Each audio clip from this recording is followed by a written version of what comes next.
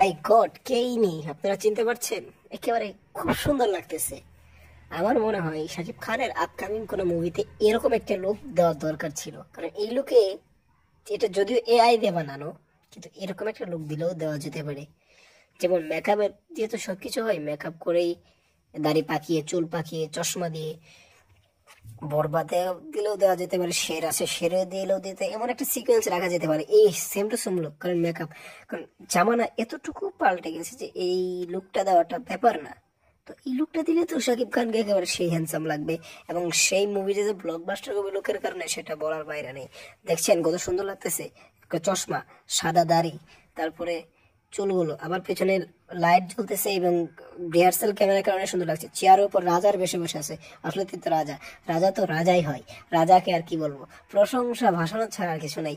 একেবারে অস্থির, একেবারে অস্থির, কি আর বলবো ভাই, বলার কিচ্ছু নাই।